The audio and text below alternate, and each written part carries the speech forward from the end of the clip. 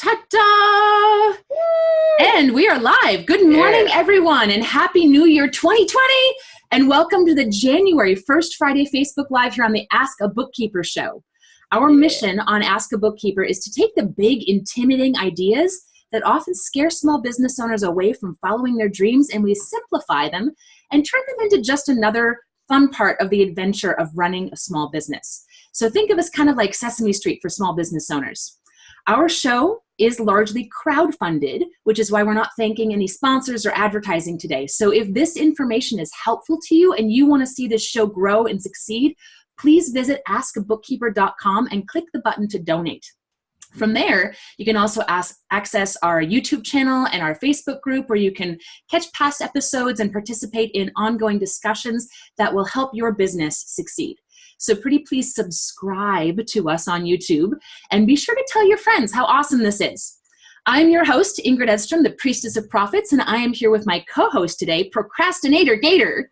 Hey, y'all. How's it going out there? Happy New Year to y'all. I am very excited to introduce our special guest, Matthew Fulton of Parkway Business Solutions. Matthew is one of my favorite nerds, and I especially love him because, like me, he really enjoys explaining the nerdy technical stuff in easy to understand ways. And today, we're going to be discussing some of the fancy $100 words, automation and workflow design, and how these can be used in your business. So Matthew, welcome to Ask a Bookkeeper. Perhaps we could begin by having you tell our audience a little bit more about yourself and your work. Thank you. Thank you for having me and giving me an opportunity to nerd out. That's, usually I don't get to play with the fun words all the time. So my business, Parkway Business Solutions, we are located in Ventura, California, and we provide traditional bookkeeping payroll services for small to medium-sized businesses. But really, over time, we've actually ended up finding our specialty is workflow design, which we'll talk a little bit more about today and really kind of what that means and how we grew into it. It's been a fun journey so far. Fantastic. Yeah. So maybe could you tell us what that means? Workflow design, automation, these are kind of some big idea terms. Can you explain them at like first grade level for us? Yeah, so, Well, and how would it apply to my business? It's all about Gator. Well, it applies to just about every business. But the funny thing is, when I was growing up, my dad used to always give me a hard time about saying, stop looking for angles, stop looking for angles, stop looking for angles. And he was saying, trying to find an easy way to get something done.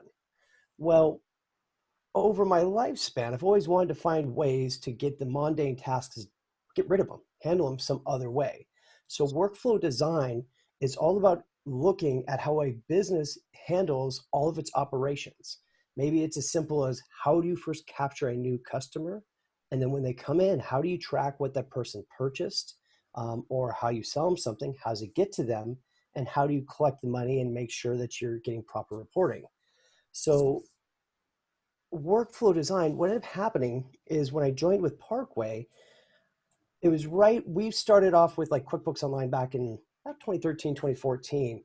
And we started to progress and grow our business, and we got busier and busier, and we had to find ways to get more of the jobs done faster. So I started looking into different applications and different things to see how can we get the job done faster. So my favorite procrastination of going to websites like Product Hunt and Beta List ended up accidentally becoming what everybody else is calling workflow design, because it was a matter of starting to study and understand what different pieces could we connect together like a puzzle to make the big picture easier to recognize and understand. Yeah. Can you give us an example of a workflow design? Like, what does that look like within a business? So Gator, you've got a boating business, if I remember correctly, right? Yeah, that's right. I do tours down in the bayou, bringing people out in the swamp. How do people find you, Gator? Well, I got an internet listing, but most of my business comes word of mouth. That's pretty nice. There's various directories down there too. Oh yeah. I bet you, so if you've got an internet listing, people could probably send you an email through that internet listing, right? Yeah. How do you know, that's right. How do you get that email? Is it? Well, it's it goes to a business email setup that I got, and I got a secretary that sometimes catches it, but sometimes I'll get it to it after, I don't know, maybe after a couple days if someone else doesn't get it first. Now, my good friend Linda, if she's watching this right now, would tell you I'm the worst person to talk to you about an email because it's such a fun topic of mine. But a good example of an automation would be when somebody goes and visits your website and they send you a request for information, you can have on the back end, it can automatically reply to that person who sent you the email saying, hey, thank you for your inquiry. One of our people will be with you shortly. By the way, why don't you check out our YouTube channel or send them a survey or some kind of a questionnaire to get a little bit more details. And then that information, you can choose where you want to receive it. So maybe you don't want to go into your email, but you have a special platform CRM for your company. You can actually have it automatically sent into there to where everything is contained, organized, and structured. So a workflow simplifies some of the steps. I guess that makes it so that when they answer those questions, it'll speed up the reservation process, the scheduling and all that once they call in and we're trying to get them scheduled for a tour, right? Absolutely. Matter of fact, you could even automate it to where they could schedule and pay for it, and you wouldn't even have to do the conversation necessarily until it's time for them to show up for their Wait, tour. what? So this is something that Gator and I have been talking about for a while, is the idea of getting his business set up with a booking or reservation platform on his website where people can click book now and just have it go through the process. And it's one of the things, speaking of workflow automation, that we've done here at Polymath for our specific niche, because we specialize in tours and activities companies. There are over 150 different booking and reservation platforms for small business owners in that industry to choose from. And that's too many for them to have to pick and choose between. You can't demo 150 different apps. You got to narrow it down somehow. And so we created a thing called the Atlas, which stands for Apps for Tours, Leisure, and Activities Sales. Nice. And it is a side-by-side comparison tool that allows booking and reservation application seekers to compare the different options that participate in our tool. It's all free, to see them side by side, feature by feature, and they can filter by the things they know that they need. So it narrows down the list for them. And so that's an example in Gator's industry of kind of a workflow automation, an app that can be used to create a system that pushes things through a little bit more quickly and efficiently. Now, what I love about what you just said there as well is you actually took apps for a workflow for your niche or niche or however you want to say it, and you actually created a library for people to understand the differences, truly making you the specialist of that industry because you're showing them the parts they need. That's amazing. Working on it. Well, and go ahead, Gator. Oh, I was going to say, and Ingrid did send me that Atlas list, and I looked through them, and some of them look better than others, certainly. But I guess the real question is, I don't know if I have the time to learn a whole new app to figure out how to even start that with my business. How do I go about that? That is a very good point, and truly one of the most challenging parts about workflow design. You need to be able to determine when you're working with people how adverse they are to technology. Because truly, when we're talking about workflow design, we're talking about technology. Yep. I have been, it's not too often that happens, but I've been fooled once before with a person I've known for many, many years, and they literally had probably 4 different iPads, 2 different iPhones, like all of this different technology. And I was like, oh, this is going to be easy. We're going to take them to the cloud. We're going to get them set up with this. We're going to get them set up with that. And it just was not in the stars for them. So, it's really important to, as we talk about in business anyways, qualify the right person. Find out how are they with technology? Are they open to change? And if they are, it's the best idea is to make small little changes. But for you, Gator, it's really all about having that trusted resource that you you know if they've taken the time to put together their atlas, you can trust into their suggestion of what's going to be a good fit for you. All right. Yeah. I get that. And I do trust Ingrid, and I have some staff that can start implementing some of those apps also. I think that's an important thing to think about in workflow design, is also the people who are part of that workflow design. Who's going to be using the tools, in what ways, when, what are the contingencies, another $100 word, that go into some of these ideas. Because a lot of times as entrepreneurs, we feel like we have to do all of these things ourselves and understand all of it. Gator, you don't have to be an accounting professional. In the same way that I don't know everything there is to know about alligators and snapping turtles, despite the fact that I have a biology degree focusing on herpetology. I don't know all of those things. Right. Gator's going to know more of that stuff than I am, and I don't know my way around the bayou. I'm not going to just, take my canoe out in the swamp. I'll get eaten by an alligator. Yep. And it's the same thing with technology and accounting. We need to find ways to delegate some of these big picture things to other people, but we need to make sure we're doing it from a place of knowledge and power, learning enough so that we understand the whys behind all of these systems, so that we're not abdicating to somebody who's just telling us what to do and we're going along with it. I know, especially in the area of marketing, I'm not a marketing professional, and I have a bad habit of abdicating to, theoretically, marketing professionals just to find out that I actually know more about it than they do, and I'm paying them for nothing. And I've done this over and over and over again. So trying to find the workflows and trying to find the people that are a good fit, it can be challenging, and it's worth the effort. And sometimes just having a discussion like this with other people can really help us get a long way.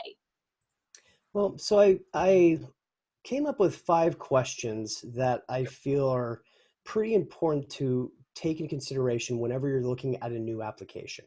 Ooh, that sounds good. It's, some of them can branch out pretty big, but and the list is much bigger, but the most important ones I think of right off the bat, when we're talking about workflow design, it's all about your data. So how do we take transaction data, customer data, whatever the data is, how do we get your data into this new application? Because we could be talking about something that integrates with, say, QuickBooks Online, or we could just be talking about an application in general. So you always want to find out, how can you get data into the application? Just as important, how do you get it out?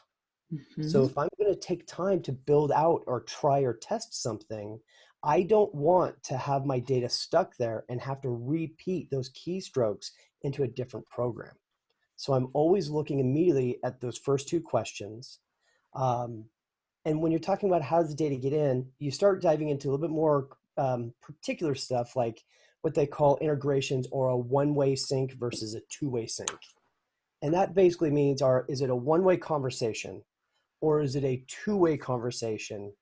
And the key is, sometimes when you have a two-way conversation, only one side is listening. So it's making sure that both sides are actually fully receiving and sending information, and which one, when that happens, actually is considered the primary place. My third question is, where's all my data stored? That's a really important one nowadays, not only because of cybersecurity, but there may be legal actual ramifications to it, depending on what, the laws of where your data is stored may impact your privacy rights. So that becomes an important one. Oh. And then who owns the data? Now that's a really scary one. There's a lot of terms and services out there that when you dive in a little bit more, you end up finding out that when you put the data in, even after you cancel your subscription, they still own the right to utilize that data, because with data comes value, money, right? Right. That's a little scary, huh? It can be. So the last part of it would be, what happens to my data if I close an account? Does it get obliterated? And I mean it that way. It's kind of like QuickBooks Online. When you delete something, it's inactive. It's not obliterated. It could come back. So if you start, those bigger questions will help you kind of learn immediately from an app company, if they're playing above board. Mm-hmm. And then the most important thing from there is the team. Yeah. If you get to know the team, the people behind an app, I've always found any application that has a good team is in it for the long haul. Notify, one of my best and favorite examples of that. Fantastic. Very nice. Could you just list those 5 just simply for the audience? Sure. Again? So we'll go, number 1 was, how do I get my data into the application? Right. Number 2 is, where is all my data stored? Number 3 is, who owns my data? Number 4 is, how do I get my data out of the application? And number 5 is, what happens to my data when I close my account? Right. Okay. Okay. So in, out, how is it stored, who owns it, and what happens if I close my account? Yeah. Nice. Yeah. Those are Wow. good things to keep in mind. Love it, love it. Love it when it's simple. Great job. And that's looking at any app, right? You should pretty much look at how the data is going to be stored and all that. Yeah, because, you need to make sure that you have access to that information when you need it. So as accountants, one of the hardest things about designing workflows is when you design a great workflow, everybody's happy. But if the workflow doesn't go the way you wanted, or if one of the 2 software companies starts to develop and they don't talk to the other, so things don't work quite right, well, guess who they're going to come talk to right away? Mm-hmm. Person who designed the workflow. So you need to make sure that you understand who you're playing with and where the data is at in case you need to take action. Yeah. Sure. Now, when you talk about somebody else, like the app companies owning your data after you close the account, does that mean you don't own it anymore? Like all my customer data suddenly goes to the app company? Yes. So there's a great example of this is KPMG Spark. In their terms of service, if you read through it, it literally says that even if you terminate services, they have the right to still utilize the information they're using. In general, you would expect that all this stuff is kind of like blind study, but they would utilize your transactional data to see the purchases, the categories, the frequency, all of that to combine into the bigger picture to do more stuff with it. So it's not as heinous as I own your customer names and I'm going to call them and take them from you, but you do want to pay attention to those terms of service just to make sure that any information that you're passing from one place to another, what is included to that. Right. Okay. Thank you. So now, but back to your business, after you've brought all the people in and you've had them out there, what about automating a thank you card or notification going back out to them, or even a year later, a reminder, since it happened to be somebody's birthday party they came for, to invite them again with a special coupon?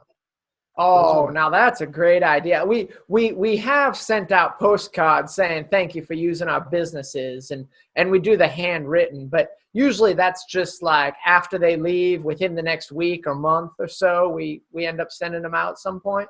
But having it automated, have them do it next year, maybe 9 months later, because a lot of times people start planning their next trip for the same time of year. Well, and not many people want to go on another Bayou tour 2 weeks after the first one. Right. Timing those postcards for when they actually want to go again, that's a really good idea. And you know what? A lot of those booking and reservation software applications track that information and do that for you. Ooh.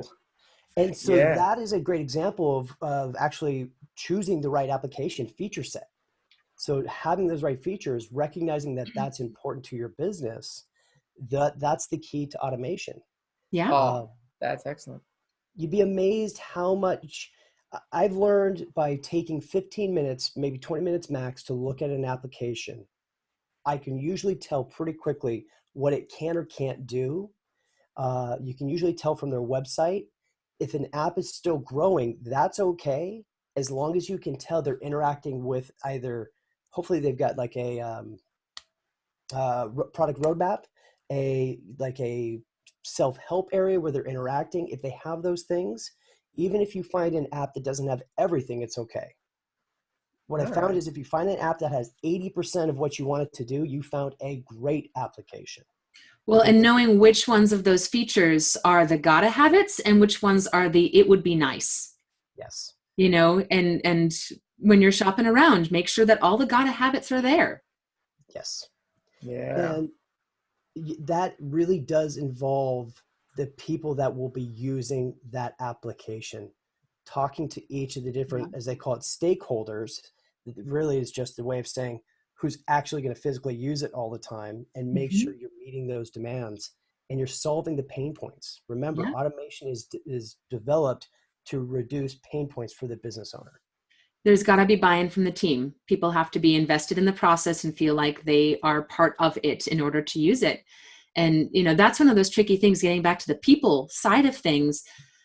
I think another important piece to address in workflow design with automation is being able to pivot. You know, there's designing the workflow, and there might be issues as you recognize, oh, you know what? I was guessing that this tool would be the best fit for this situation because these things were the evidence that was presented at the time. But now I'm seeing that the people in this situation, that maybe this is not quite the right tool to fit their hand, you know, and they're just not doing it, or they're not doing it effectively. They're not keeping up with it. Maybe there's procrastination going on, and being able to pivot. And rather than blaming the people in the situation, saying, okay, I'm seeing that this is not moving forward in the way that we anticipated.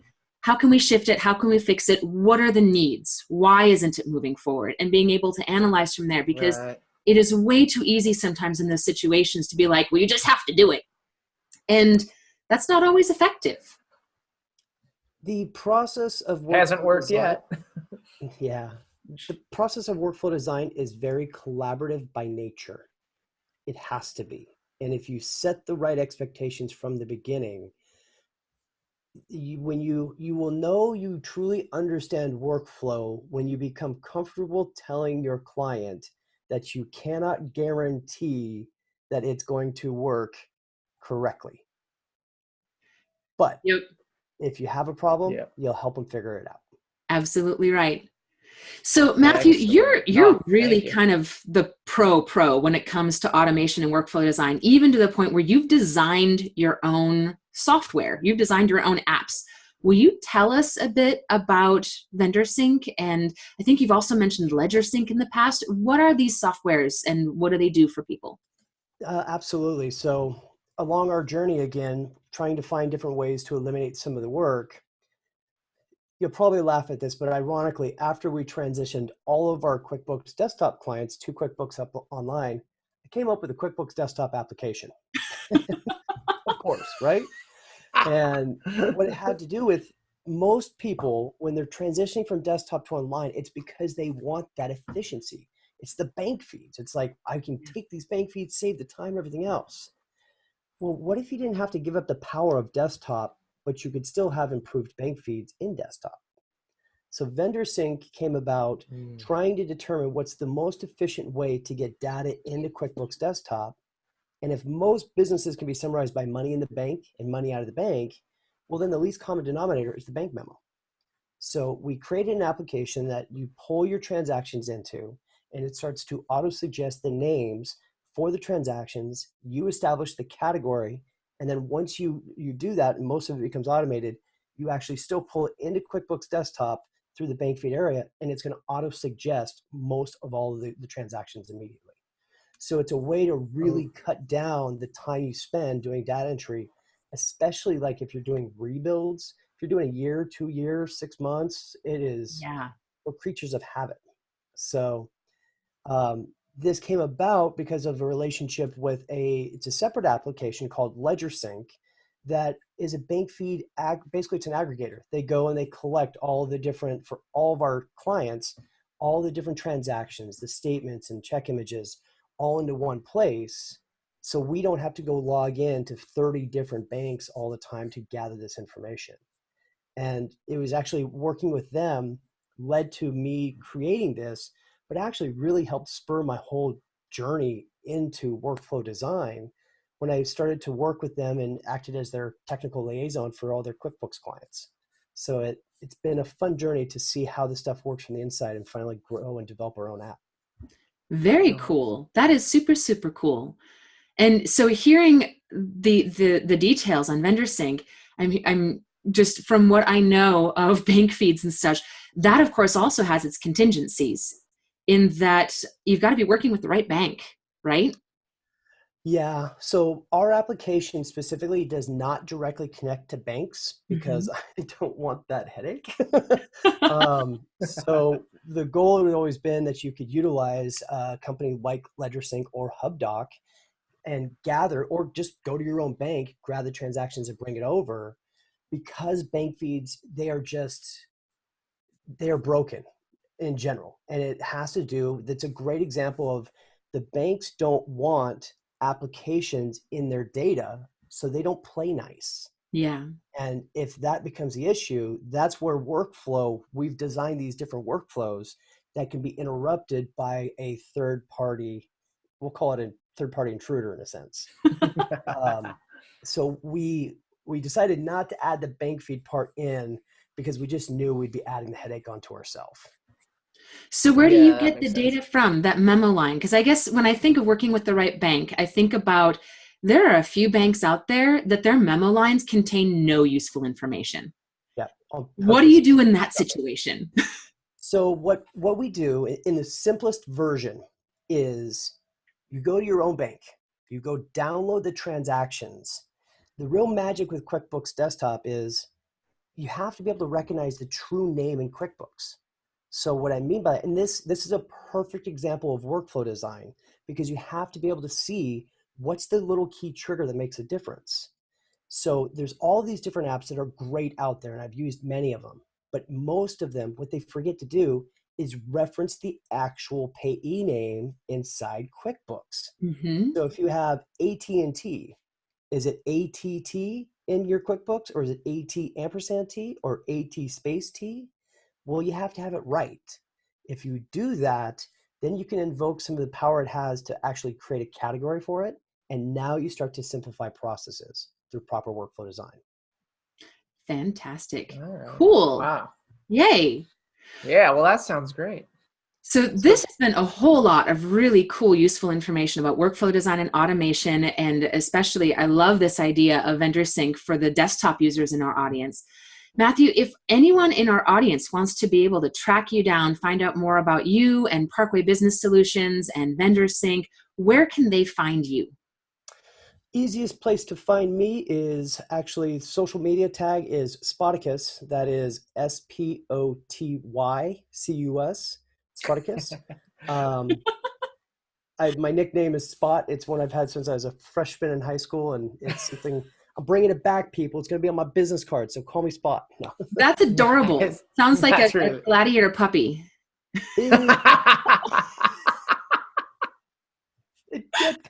It could, I guess. I like that. That's definitely you can do. So Spoticus is the best social media tags, but of course, we also have our own, my own Facebook group with Linda Arsani. It's QB Community Live. Very much along the same idea. It's about small business owners, accountants, and bookkeepers helping each other, and centered around the concept of together we all succeed. Yay! Oh, very nice. We're definitely out and love to Linda. Hi, Linda. Gator blow Linda a kiss. Yep. Before we go, I got big kiss for Linda. Mwah! Linda loves alligator. Yeah. Wonderful. It was a pleasure meeting her at Scaling. Yep, Scaling New Heights was a lot of fun hanging out with you guys in person, and we're looking forward to it again this coming June. Got some great education there for accounting professionals, and I'm super looking forward to seeing all of you there, anyone who comes. So I think that's it for today, and definitely looking up Spoticus on social, and what's the URL where they can find you and Linda on Facebook? It is, so if you actually look up QB Community Live. QB Community Live, okay. You can even go to the website for our group, which is qbcommunitylive.com. Awesome. And that has links back to the group as well. Fantastic. And that's another great place to learn all kinds of great business techniques. And we love supporting each other. These groups all work together and spread fantastic education. So thanks so much for joining us today, Matthew. And for all of you out there, if you want to catch past episodes, learn more about Ask a Bookkeeper, check out our Facebook group and join us on askabookkeeper.com. We'll see you next month. Bye, everybody. Thank you, Matthew. Thank you. Bye.